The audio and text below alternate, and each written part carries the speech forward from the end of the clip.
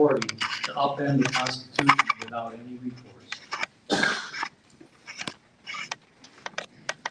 Thank you. Would anyone else like to? I'm sorry, I'll go down the list here first. Randy Bishop. Randy Bishop, Antrim County. In reviewing the agenda for today, I refer to the potential for a closed session under the Open Meetings Act 15.268, the Public Act 267 of 1976. The agenda, Mr. Chairman, points to subsection H. If you refer to the copies of the Open Meetings Act that I provided the commissioners, if you read that, it says to consider material exempt from discussion or disclosure by state or federal statute. Now, that particular reference to justify going into closed session usually is told to me by elected officials, it's attorney-client privilege. If we're going to discuss something under attorney-client privilege, that's not what H says. It does not state and have anything to do with attorney-client privilege unless you can state specifically the state statute or the federal statute under which you will be discussing something in closed session that should not be disclosed to the public.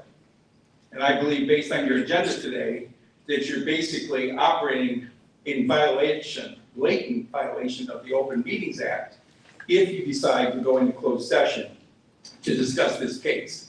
The plaintiff, Mr. Murphy of the Iron Pig, is not seeking financial compensation, damages, at this point from the way I read the lawsuit, and therefore, there's nothing to negotiate or to settle with him.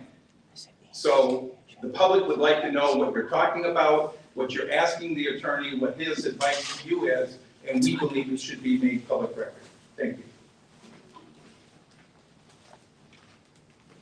Brett Gooding.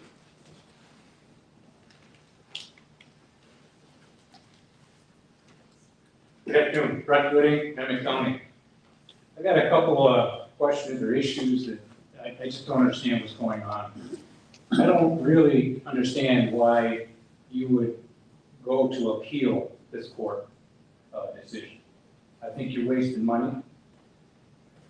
I have talked to many people since COVID. I ran a business in COVID. I can't find one person that said shutting down their businesses was good for them. Not one. I just don't think that you should be getting involved in things at the state level. You not only voted for it, you seconded it. I think that you're trying to keep control unconstitutionally, and I think it's wrong. Thank you.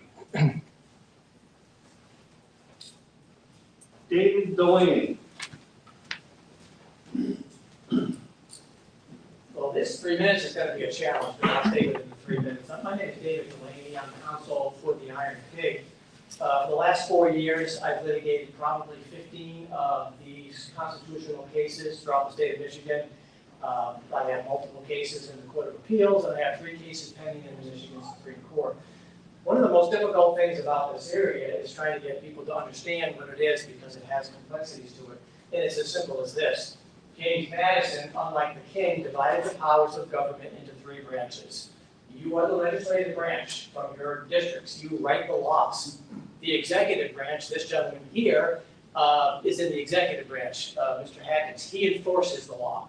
And the judicial branch, like Judge Hunter, he interprets the law. Michigan has one of the most strictest separation of powers in the country in the Michigan Constitution, and you cannot cross those powers. So what happened here was the executive branch, which is the health department. You're still legislative. That branch wrote a law. Those are orders. They close businesses. They mask mandated. They ordered various things. That cannot happen with the separation of powers. Starting in 2020, the Michigan Supreme Court took those powers from the governor because she's in the executive branch, not because she's a Democrat or a Republican, because she's in the executive branch. In 2022, Judge Hunter took those powers from the state health department because they are in the executive branch. They do not write laws. And then again in 2024, recently, Judge Hunter took those powers again. It's as simple as that.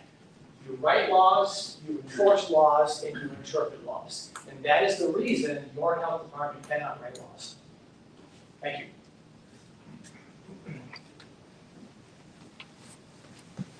Gary, is it Gary Bart? Yes, no problem. Thank you. Carla Bart. No comment at this time. Thank you. Ian Murphy.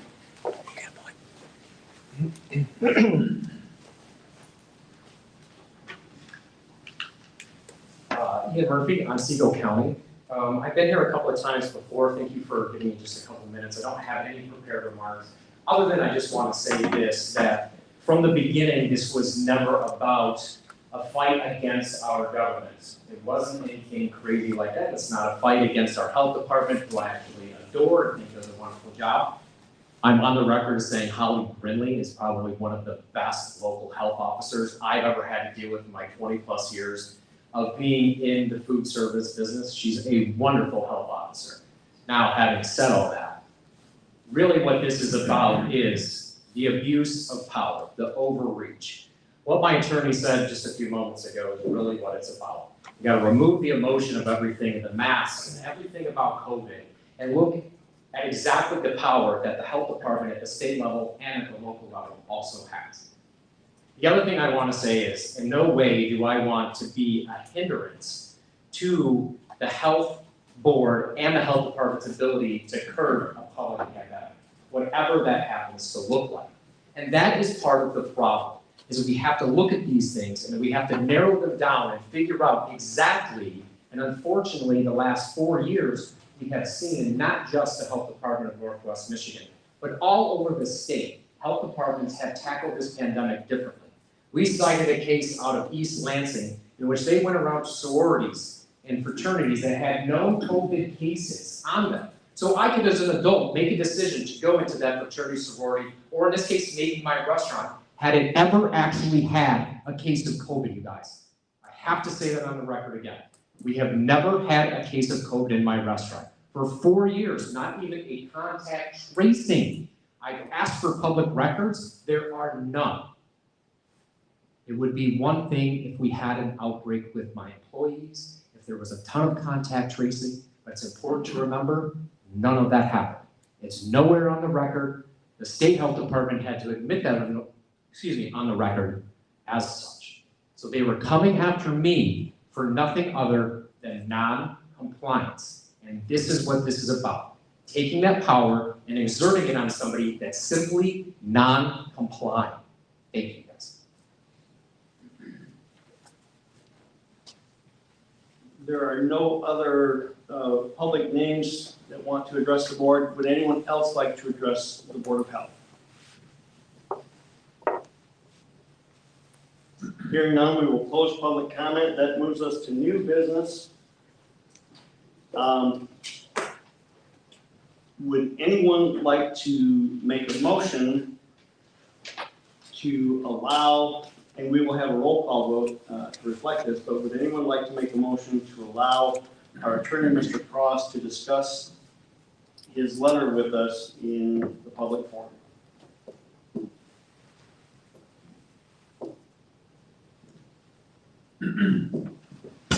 Mr. Chairman, I guess I would do that. I would move to do that. And I've got, I'm not sure this is the proper time. I would like to amend the motion, the main motion. This is not the motion to move forward to the appeals court level yet. This is not that motion. No, this is, what I'm looking for is a motion to allow Mr. Cross, for us to waive our attorney-client privilege, to allow Mr. Cross to discuss his written opinion in I would make that public motion. meeting. Okay. It's been moved. Is there a second? Second. Moved and seconded. Is there any further discussion? Can you just restate the motion for Melanie so she can report it? Mr. Mason, Move to allow Mr. Cross to speak on the record. I think also probably what's needed in there is to waive attorney-client privilege. Waiving the attorney client privilege in this case. To discuss his written opinion, is that correct? Okay. Melanie, are you good? Yep. Okay. Are you, Mr. Turnbull, are you happy with that friendly amendment? Yes, sir. Okay. Is there any further discussion? Mel, can we have a roll call, please? Now, I should point out, I believe, no, maybe I shouldn't point it out. Maybe I need to talk to my lawyer first. I think in order for us to move forward to waive the attorney-client privilege, I believe it would have to be unanimous because each of us has that attorney-client privilege. And, for example, Mr. Mason can't waive it for me. Is that correctly stated, Mr. Cross? You'd be speaking as a body, I would be happy with just a simple majority because it belongs to the body, the Board of Health, not the one person. So Okay. I would be happy with it. I'm still going to ask for a roll call, man. Okay. Melanie, if you would, please. Commissioner Hankins, Yes. Commissioner Mason, Yes. Commissioner Chamberlain, Yes. Commissioner Van Alstine, Yes. Commissioner Aaron's, Yes. Commissioner Turnbull, Yes. Commissioner Mapes, Yes. Commissioner LeVanway. I would say no. Motion passed. Thank you. Ladies and gentlemen, this is Matt Cross. He is our civil counsel. Good afternoon, sir. You don't have 3 minutes. Take it long. Well, I'm going to try not to take 3 minutes even because it's important to point out I'm not here to relocate what Judge Hunter already ruled on, right? I'm here to tell you guys what he said. It's really just get input from you, so where it goes from here because it's. Hold on 1 second. We want to make sure the microphone is on for you. Gotta talk into it. These things are tricky. There you go. Just gotta speak into it.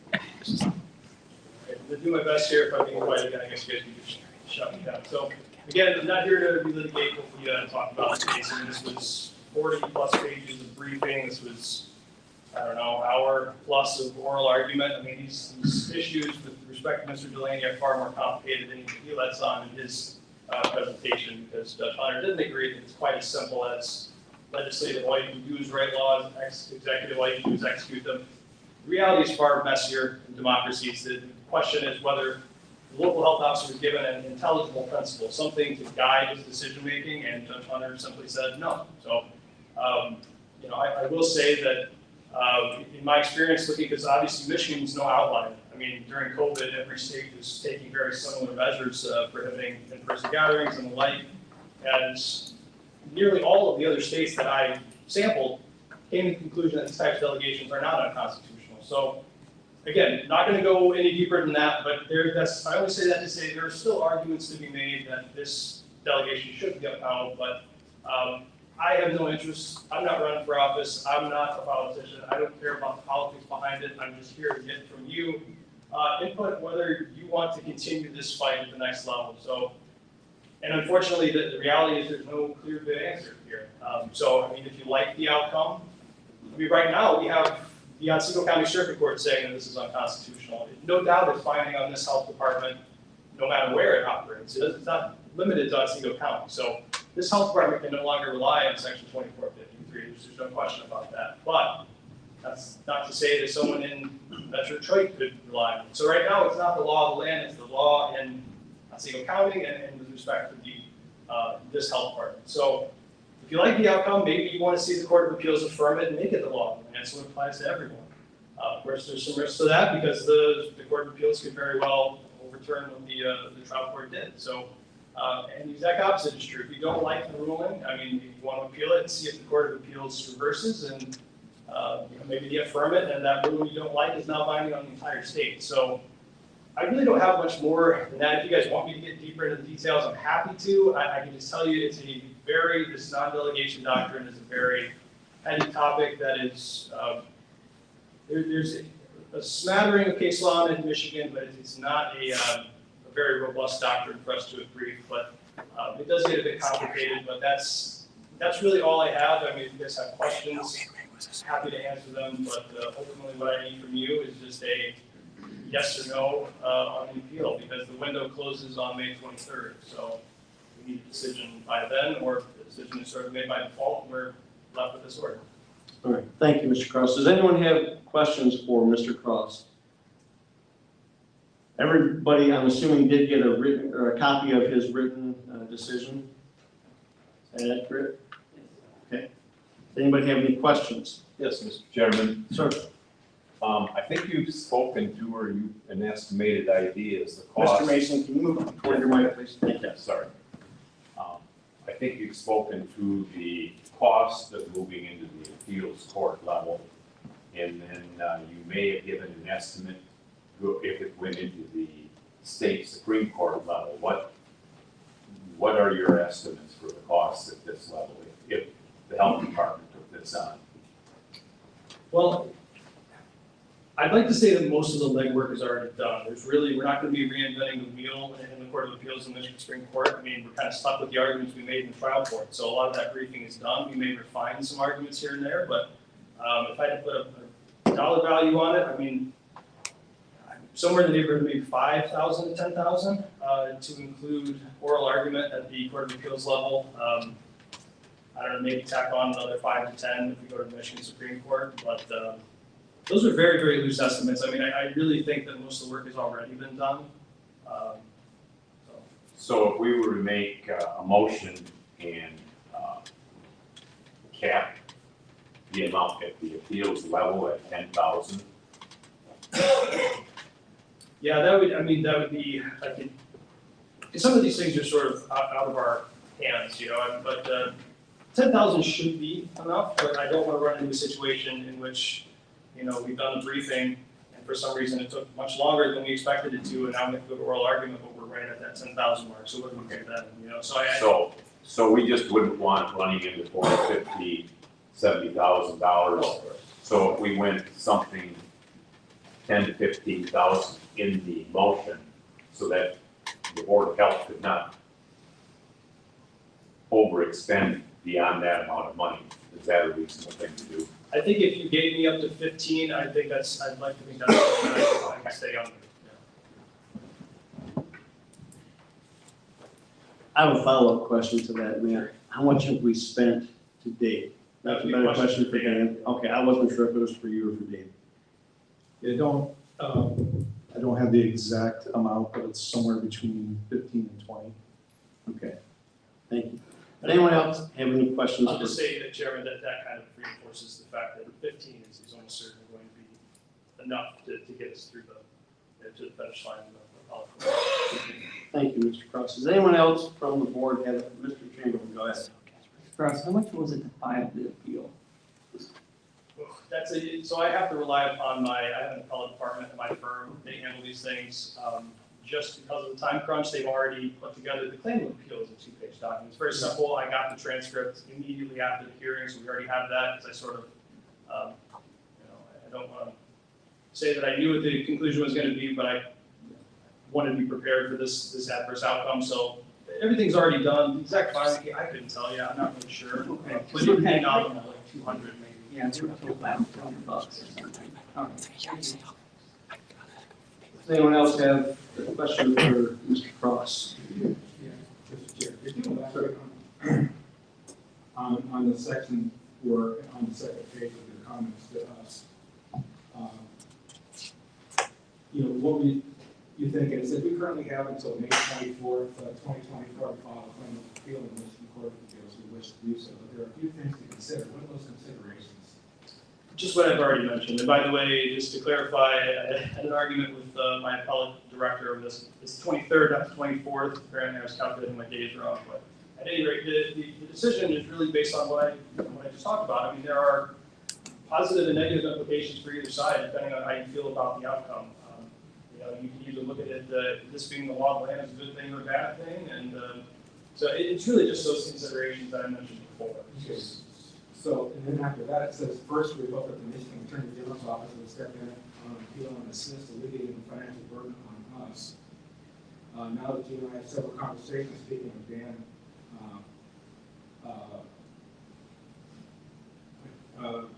had several conversations with the Attorney General's office, it seems clear we have no intention of doing so. So in other words, if we do this on our own, we can't expect any help from the state, correct? Right, it could certainly change their mind, but at this point, that seems to be what the situation is going to be. Because they've been there, won't take a long time. Well, then this order just stands. I mean, it's again, limited to Otsego County, limited to this health department, and other courts are free to come to different conclusions on the constitutionality of section 2453. I can tell you one other thing, and I don't want to take this too far down a rabbit hole, but my concern is if we walk into a situation in which the TNB and Associates decision, which I didn't go into in the letter because I don't want to relitigate the merits of the case, but that was a really large part of Judge Hunter's hold. It's the Court of Appeals opinion that invalidated section 2253 that has nearly identical language to section 2453, and that is still pending in front of the Michigan Supreme Court. So it's, I believe David might know better than I, but I think the briefs were finally submitted at the end of last year. I don't believe oral argument has been set yet, but there's still a possibility that TNB gets overturned by the Michigan Supreme Court. They uphold the constitutionality of 2253 that kind of undermines the basis for Judge Hunter's conclusions here. So then I'll kind of just be left with this, you know, I don't know where to go from there. I don't know if we have to take some sort of affirmative action to have Judge Hunter clarify that the overturning of TNB does impact and basically negate his ruling. So that's a possibility, but I don't know what's going to happen. See how that case comes down. But otherwise, yeah, that's it. If we don't appeal, this is the decision. This is the law of Otsego County and the law of binding on this Board of Health, this health department. T&D is on application. Yeah, the briefs have been submitted. I don't think so. Anybody else on the Board of Health? I don't think so. Mr. Cross. Mr. Chair, Sir. I'd like to ask, I don't know if it was already mentioned, I thought it is, and just tell me, sure. But a timeline, how long would a thing, if we send it to the Circuit Court of Appeals, how long are we looking at? Is this something that takes weeks, days, months, years, decades? Not decades, months. Yeah, hopefully. That would be something. Months certainly at a minimum.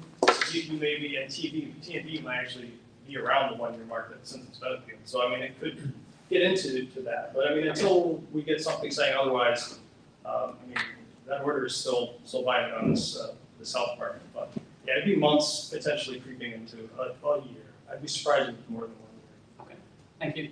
So Matt, and I'm not really, I mean, I really respect what Judge Hunter did.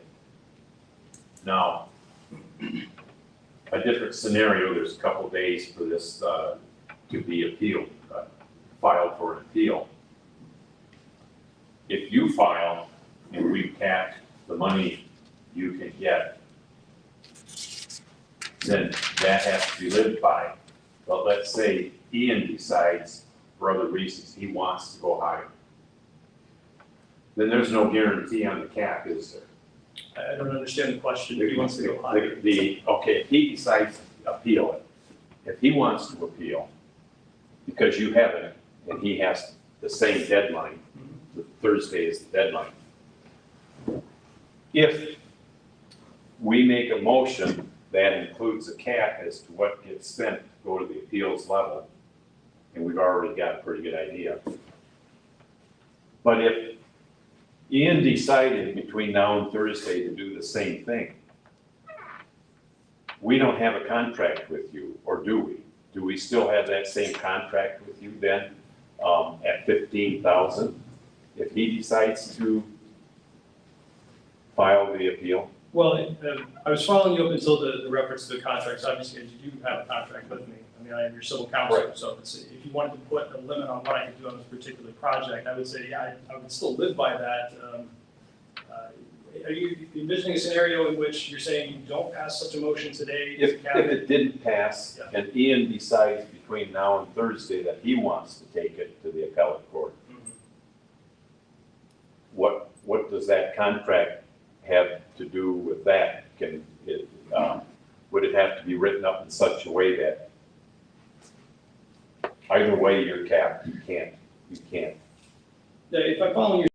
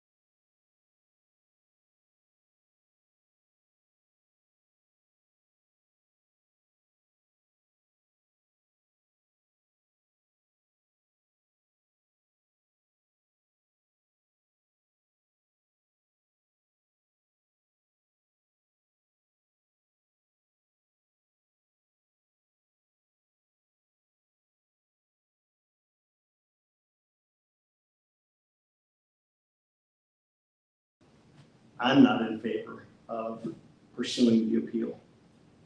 And I know that just cost me some votes in Charlotte County. But the sheriff gave me a great piece of advice about 4 years ago. He said, go in and vote your conscience and sleep well at night. That's my thoughts. Mr. Chairman, Sir? back that up.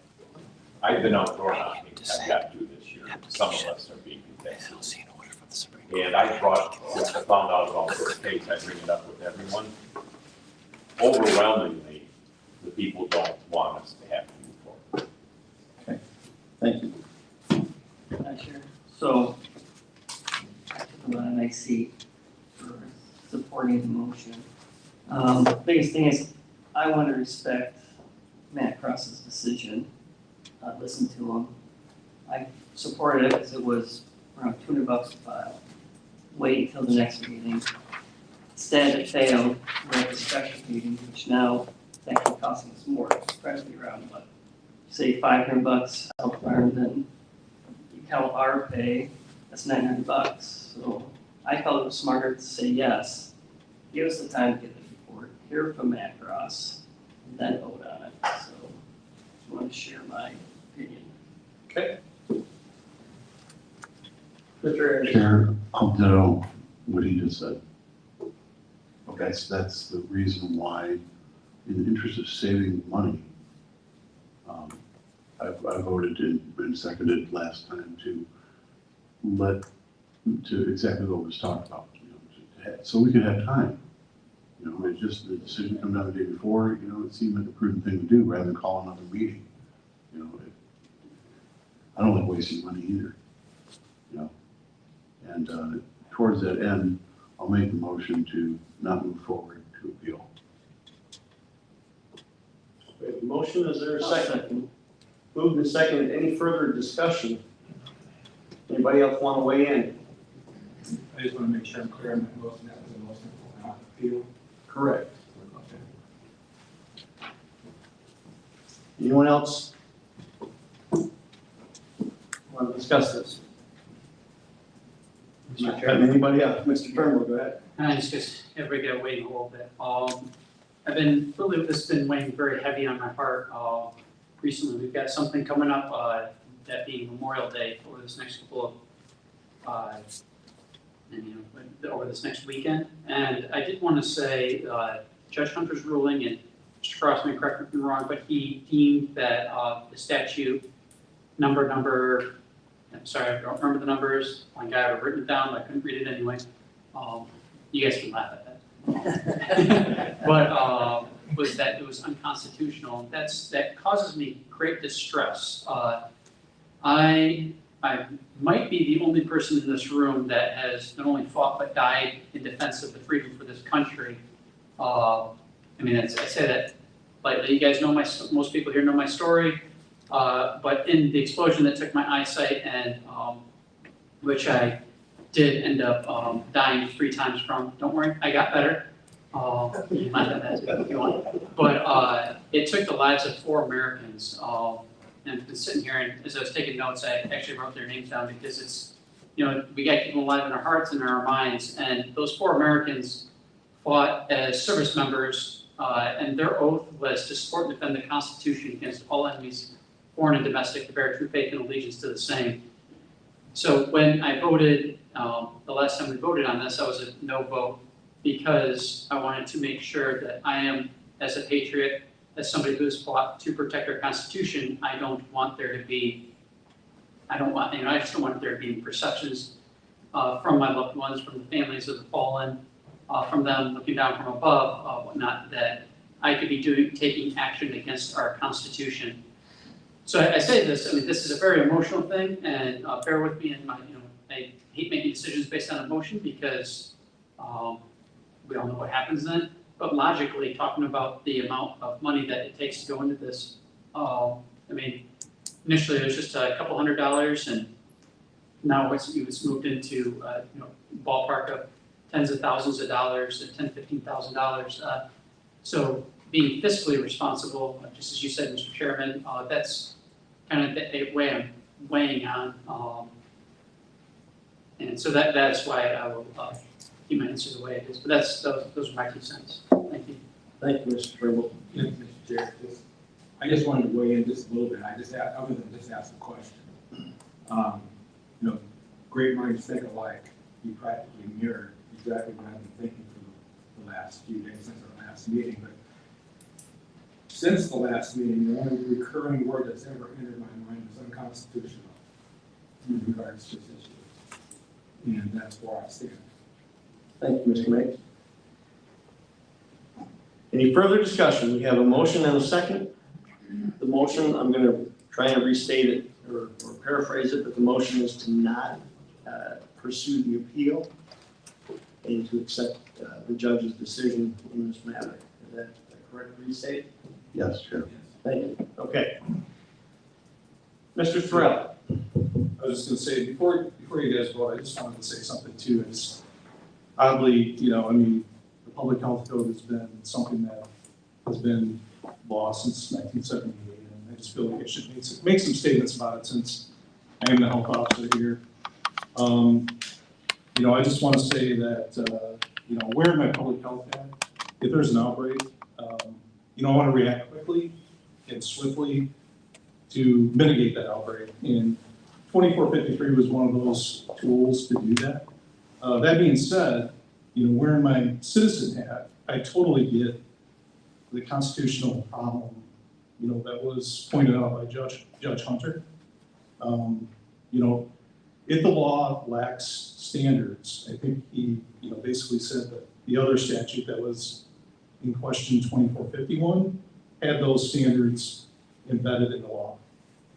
So 2453 does not. And if that is the case, I think the legislature should fix that. I think the legislature should look at that, define epidemic, put standards in place. So we do have that tool, but also has due process. And it passes constitutional muster because, I'm a student in history too. I appreciate the Constitution. I uphold the Constitution. You all do. And, I respect Judge Hunter's decision. I mean, we follow the laws. If this is the law of the land, then we follow it, right? But I think it's the legislature's job to take action in situations like this that have broad-reaching effects. Statewide effects. Well, currently, right now, just 4 counties, but Right. yeah, potentially statewide effects. Well, but I'm in agreement with you. The legislature needs to address the Michigan Public Health Code, which may not be popular in a re-election year, but 2020 caught everybody off guard, including the legislature, because it's not a problem until it's a problem, right? Right. So here we are at a problem. All right. Thank you, Danny. Yes, thank you. Okay, I'm going to call the question. We have a motion and a second. Now can we have a roll call, please? Wait, before we do that, because we've wandered a little bit. An affirmative vote, a yes vote, is to not pursue the appeal. A no vote would be to pursue the appeal. I just want everybody to be clear in that, okay? Now can we have a roll call, please? Commissioner Aaron's, Yes. Commissioner Chamberlain, Yes. Commissioner Levine White, Yes. Commissioner Mapes, Yes. Commissioner Van Alstine, Yes. Commissioner Turnbull, Yes. Commissioner Hankins, Yes. Commissioner Mason. Yes. Motion passed. Okay. Ladies and gentlemen, on our agenda, that moves us to public comment once again. Again, you'll have 3 minutes to address the board. I would ask you to step to the podium, state your name. I'll start the timer. I'll give you a 30-second warning when you have 30 seconds left, that is. So would anyone like to address the board of health? Mr. Chairman, Sir? I think there's a gentleman out there in the crowd that might want to address, he's put his name out into the public. Josh Stahl. I just wanted to come today and be able to see and hear these proceedings so that way I can take it in for myself. And first I want to say, Jonathan, thank you for your service, and you are not the only person in this room who has fought and died for this country. So I share that sacrifice with you, and I want to thank you for your service. And I hope that through this Memorial Day that you and your family are able to remember those of your brothers and sisters who weren't able to come home with us. Thank you. And I would also like to address this board and tell you all, I am extremely proud as an American to watch that you have seen the wrong that has been done and you have chosen not to continue to pursue it. And that is something that we need more of in this society, because I think it's important for all of us who are in the position to make decisions on behalf of others to think, would we be willing to accept the consequences that we are trying to bring on somebody else for violating their rights, if that is what the court finds. And I think if we were to approach these situations like that, and as it appears that this board has done, then I think that we would get a truly better quality of government. So I'm happy to see that you have not continued to try and bring the arm of the government down onto a small business in our community, and to allow for freedom to be able to be the seat of it to be set here, right here in northern Michigan. And I think that we can be an example for the rest of the state, the rest of the country, of what can happen when we set aside political differences and come together towards each other's rights and as citizens of this country and not Democrats and Republicans. So I'm very proud to see that you guys are not continuing this this assault on the civil liberties of the restaurant here in northern Michigan. I am very, very proud that this is being done here in northern Michigan, so thank you. Would anyone else like to address the Board of Health? Is there a chance I might be able to speak one more time real quick? Yes, sir. I'll be very, very brief, thank you. I'm sure it's probably not very orthodox. Thank you. I had first heard about the 4-4 vote to appeal last week. Grateful for my two commissioners from Otsego County for voting against that. Ironically, you all knew about that decision before my attorney and I actually did. We found out later on that day, Tuesday, when it came in the mail. So kudos to you guys. You actually knew before I did anything that happened. Many of you may not know, but I do retain the right to appeal. After sitting here and watching the turn of everybody here from going from a 4-4 tie to deciding not to appeal this case at all, thank you. I appreciate that very, very much. And I want to just reiterate what I said earlier. You know, none of this is personal. None of this is an attack on Dan Terrell or Lisa Peacock, his predecessor. You know, I have a lot of respect for what you guys do, and usually I only see you folks twice a year with Holly. Having said that, I am not satisfied with Judge Hunter's ruling. I will be appealing. I am not satisfied with 2451 being constitutional. While it sits there and I do have a circuit court remedy, it is not good enough. The standards that were spoken of earlier, the guardrails for 2451, are virtually non-existent. Now, having said that, I want to reiterate, the last thing, and many, many people in here know me well enough, this is a true statement, I do not want to spend any more of my taxpayer money, let alone anybody else's taxpayer dollars, here defending this nonsense. But A, I didn't start it, but B, I need to finish it. So I will be appealing, and I want to reiterate, I don't want to spend any more taxpayer dollars. But let me end with this. The last 4 years, you all have been paying for this anyway. The Attorney General's office, all of those folks, we pay for that. It's already being paid for by the taxpayers.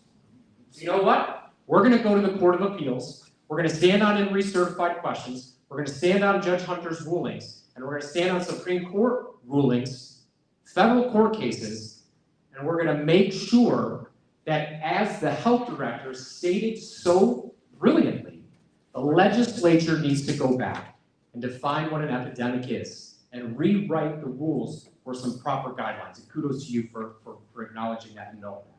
Because that's exactly what the problem is here and why we brought this action to begin with. So thank you for overturning and not trying to spend more of the taxpayer dollars. I appreciate that. And not trying to continue to come after me. But the state and this health department has been coming after me. Put a cease and desist on my business the day before Thanksgiving. One of the biggest bar nights of the year. Like I said, I didn't start it, but I mean to finish it. Okay, that's your 3 minutes. Thank you. Would anyone else like to address the Board of Health? Mr. Cross? I have a gavel, but I'm not a judge, and we're not having an argument, but go ahead, Mr. Cross. Well, obviously, in light of that comment, I think it's probably a good idea that I have a few more words. So obviously, if we are going to appeal, you might want to reconsider that motion. You don't have to do it here today. That kind of gives us some time. So, I'm going to withhold comment on the merits. I'm happy to have another stab at the Court of Appeals. So, but I need some authorization from you. I don't want to be stuck in that position where we do get defaulted. So whether you want to do it here today or some other day, I need some guidance on what I can do.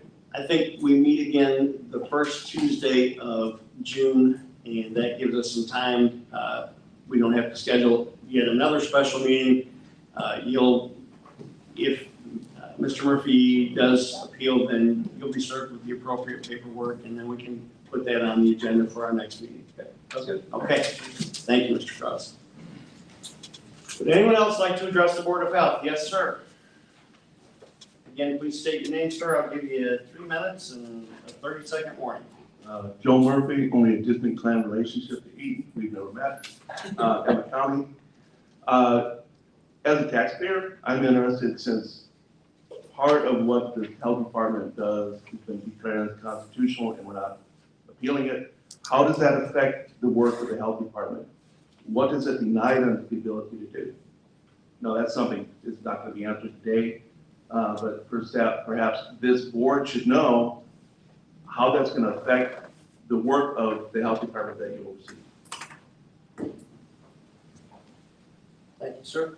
Would anyone else like to address the Board of Health? I can answer his question. Can't limit the gathering of people for any purpose and may establish procedures. Can't do it. All right, Mr. Murphy, thank you. Would anyone else like to address the Board of Health?